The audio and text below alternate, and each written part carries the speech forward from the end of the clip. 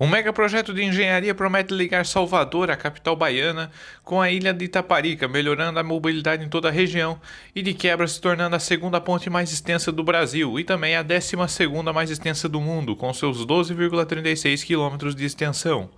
Vem comigo que hoje vamos falar sobre a ponte Salvador-Itaparica. Então, vamos lá!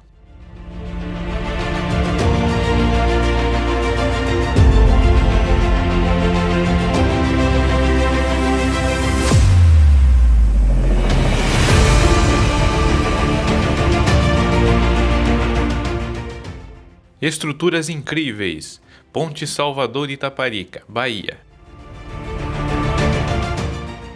Abrindo essa nova série de vídeos aqui no canal Engenheiro Wilson Júnior, chamada Estruturas Incríveis, nesse primeiro vídeo vamos falar sobre o super projeto da ponte Salvador-Itaparica, uma ponte de 12,36 km de extensão e que vai ligar a capital baiana, Salvador, a Itaparica. Esse super projeto da ponte Salvador-Itaparica, ele está localizado no estado da Bahia, região nordeste do Brasil e mais precisamente na sua capital Salvador, e vai interligar Salvador até Itaparica por cima da Baía de Todos os Santos. Atualmente, para quem não conhece, a travessia entre Salvador e Itaparica é feita por meio de balsas, ou caso você queira acessar por meio de rodovias, ela é feita por meio da BR-324. Para você ter noção da importância do projeto Ponte Salvador-Itaparica, atualmente quem sai de Salvador com destino a Ilhéus, também no estado baiano, vai percorrer cerca de 454 quilômetros ali por meio da BR-324 e contornar a Baía de Todos os Santos para chegar até o seu destino. Enquanto com a construção da nova ponte, essa distância cai para 311 quilômetros, atravessando ali sobre as águas da Baía de Todos os Santos. Isso são quase 150 quilômetros a menos de percurso para quem vai fazer esse trajeto. Serão beneficiados diretamente pela obra cerca de 44 municípios e também por volta de 15 milhões de pessoas do Recôncavo Sul, Baixo Sul e região metropolitana de Salvador. Além disso, será possível criar uma ligação mais curta e rápida entre a capital e as rodovias BR-101, BR-116 e BR-242, facilitando o deslocamento para outras regiões da Bahia e também para outros estados. É estimado que o fluxo de veículos a utilizar a nova travessia da ponte Salvador-Itaparica seja de cerca de 140 mil veículos por dia. Além de toda a sua importância na questão de mobilidade da região de Salvador e Itaparica, ela também será um marco na questão de engenharia do Brasil. O projeto básico de engenharia da ponte Salvador-Itaparica ficou a cargo do consórcio formado pelas empresas Enesil de São Paulo, a Caui de Copenhague na Dinamarca, e também a empresa Maia Melo de Recife. Ela será a segunda ponte mais extensa do Brasil, ficando atrás apenas da ponte Rio-Niterói, que possui 13,29 km de extensão, e na questão mundial ela será a 12ª ponte mais extensa do mundo. Ela fica à frente inclusive da ponte de Lésia, que possui 11,67 km de extensão. E aí pessoal, estão gostando do vídeo? Então não esquece que se você estiver gostando, vai um pouquinho ali para baixo, deixa o seu like que vai estar ajudando bastante o canal. E também não esquece que se não é inscrito, vai ali também e se inscreve e ativa o sininho das notificações para não perder nenhum conteúdo que eu vou estar lançando aqui no canal, sobre várias estruturas incríveis ao redor do mundo inteiro e também no Brasil, beleza? Então agora vamos voltar para o vídeo sobre a ponte Salvador-Itaparica. A concessão da travessia ficará por conta de dois grandes grupos chineses que estão entre os maiores do mundo no segmento de construção e infraestrutura. Um deles é a China Railway 20 Brewery Group Corporation, a chamada CRCC-20, e o outro é o China Communications Construction Company, CCCC. A obra terá um investimento de cerca de 7,6 bilhões de reais e um período de concessão de 30 anos após a implantação do empreendimento, por meio de uma parceria público-privada com o governo do estado. Mas o projeto não engloba apenas a ponte, mas também todo um complexo de obras no seu entorno, como a requalificação dos sistemas viários da capital baiana e da ilha de Itaparica. No caso de Salvador, a requalificação do sistema viário entre os bairros Calçada e Água dos Meninos, enquanto na ilha de Itaparica serão criados cerca de 30 quilômetros de acessos viários, facilitando o acesso e transporte até outras regiões da Bahia e do país. Ao todo, estima-se que seja gerado diretamente mais de 5 mil vagas de emprego durante o processo da sua construção.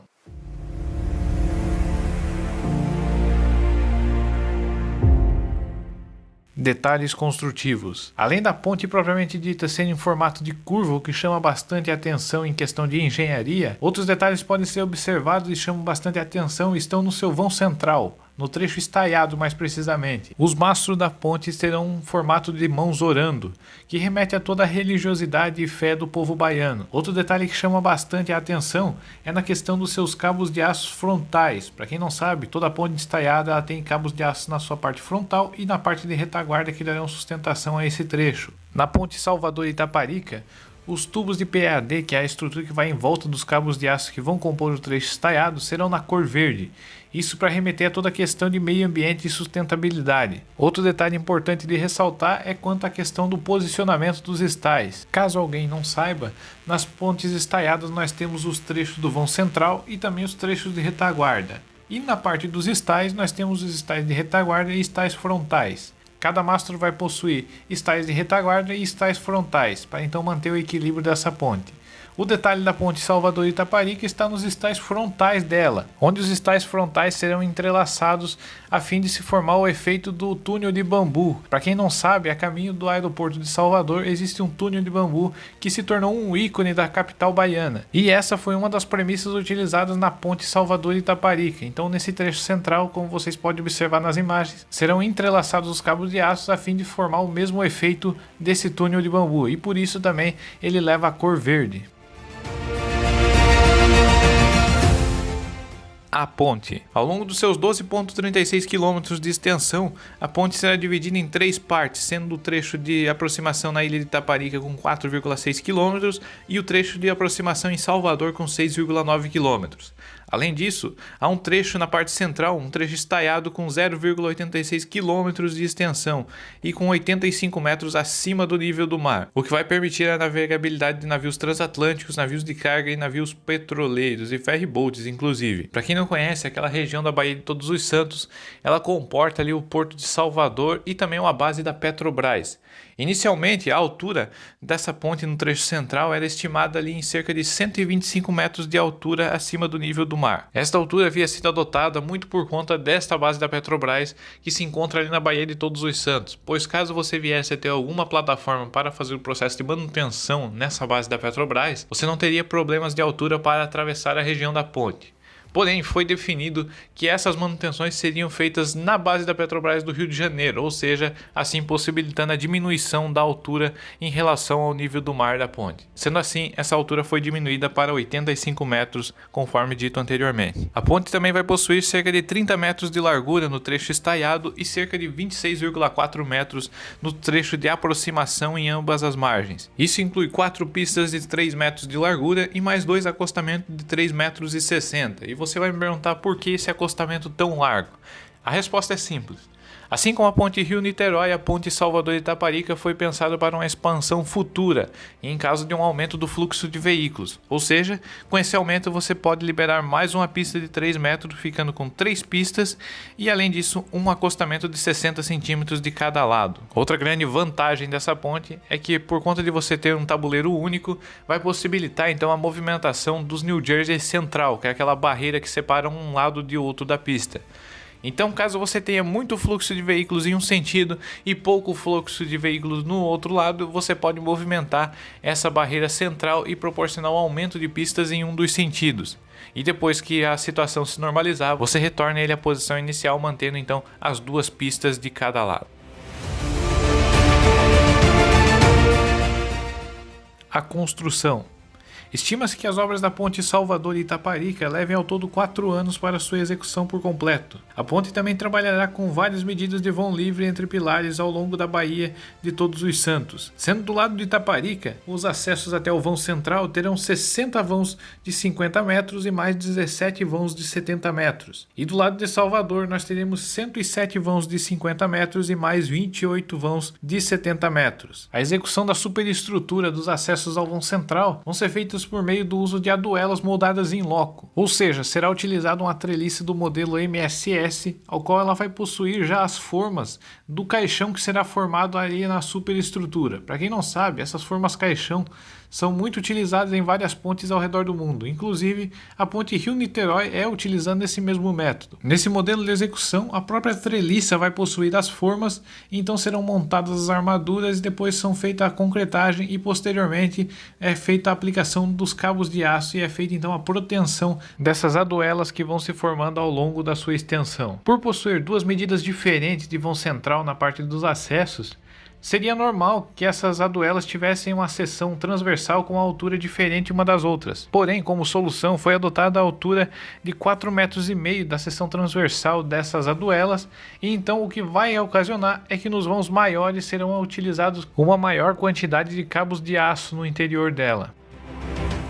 Outro detalhe importante de ressaltar é que essas aduelas terão um formato típico, no formato caixão vazio, e depois, posteriormente à sua execução, serão colocadas então nas suas laterais as treliças que vão dar suporte ao tabuleiro por completo. Como vocês podem ver nas imagens, ao lado da aduela moldada em loco, nós teremos ali as duas treliças laterais. Essas treliças serão ancoradas nas aduelas por meio de proteção e também por meio de barras de vidague, o que vai proporcionar então com que essa ponte, diferentemente da ponte Rio-Niterói, ela possa então haver aquela movimentação do New Jersey Central, proporcionando que em horários de pico você possa direcionar o trânsito com a maior quantidade de pistas em um sentido ao invés do outro. E depois que esse momento passar, você pode retornar ao New Jersey Central para a sua posição inicial. Na parte central da ponte, nós teremos então um trecho estaiado de 860 metros de comprimento, sendo 450 metros de vão livre, e mais 205 metros de cada lado de trecho de retaguarda. Esse trecho também será composto por aduelas moldadas em loco, também fazendo uso de treliças do modelo MSS como estruturas auxiliares para a sua moldagem. E uma das dúvidas que podem surgir é principalmente na questão das aduelas. Muitas pessoas podem ter dúvida por que não foi optado pelo uso de aduelas pré-fabricadas, assim como a ponte de Laguna, onde você tinha a fabricação anteriormente dessas aduelas e posteriormente elas eram levadas até o leito do rio por meio de balsas e então eram içadas por meio de treliças. E a resposta é simples. Por se tratar de um canal portuário onde há movimentação de navios quase que 24 horas por dia, seria um processo mais complexo você trabalhar com a balsa num tamanho maior para auxiliar na montagem da ponte. Como todos sabem, para utilizar esse método de aduelas pré-fabricadas, você necessita de uma balsa maior que comporte todo o peso da aduela já fabricada. Então, nesse caso, o transtorno também ficaria por conta do uso do prático. Para quem não sabe, o prático é aquele profissional que faz as manobras de todos os navios que venham a entrar nesse canal portuário. Ou seja, para transportar então essas aduelas pré-fabricadas até o vão onde ela seria utilizada, necessitaria de uma balsa de porte grande que comportasse todo o seu peso e o seu comprimento necessário. Consequentemente, haveria necessidade que o prático ficasse quase que integralmente na obra para então fazer todos esses processos, o que em questão de preço de execução tornaria o projeto muito oneroso. Por isso foi optado pelas treliças moldadas em loco. Dessa forma você vai possuir então a usina de concreto no canteiro de obras e esses caminhões são carregados ali no canteiro e colocados em cima de balsas de porte menor e levados até o local onde será feita a concretagem, diminuindo então os custos de execução. Outra estrutura importante que formará esse trecho estaiado é os mastros. Ao todo ela terá 2 mastros ali que fará sustentação aos cabos de aço por meio das câmaras de estais, e esses mastros terão 203 metros de altura e serão executados por meio de formas autotrepantes, o que ocasiona uma maior agilidade no processo de execução. Falando rapidamente de mais alguns detalhes do processo de construção dessa ponte, as fundações dela serão do tipo estaca escavada de grande diâmetro, com o uso também de camisas metálicas perdidas. Os diâmetros das suas fundações variam entre 2 a 2,5 metros. Além das fundações, outro ponto importante é a questão dos pilares. Os pilares terão no máximo 70 metros de altura e serão executados por meio de formas metálicas autotrepantes, para proporcionar também mais agilidade durante o seu processo de execução. E aí pessoal, gostaram de saber mais detalhes a respeito desse mega projeto de engenharia que vai interligar a capital da Bahia com a ilha de Itaparica? Se você gostou, deixa ali nos comentários qual o trecho que você mais gostou e também não esquece de compartilhar com seus amigos e a sua família. E lembrando, se você tiver alguma sugestão de ponte, edifício ou alguma outra estrutura incrível que você queira ver aqui nesse quadro, não esquece de deixar aqui nos comentários que eu vou estar atendendo todos os pedidos. E mais uma vez, se você gostou do vídeo, não esquece de ir um pouquinho para baixo, deixar o seu like e também aproveite e se inscreve no canal e ativa o sininho das notificações para não perder nenhum conteúdo que eu vou estar postando aqui. Esse foi mais um vídeo do canal Engenheiro Wilson Júnior. Eu vou ficando por aqui, fiquem todos com Deus, um abraço a todos que me acompanharam até aqui, muito obrigado, até a próxima, valeu!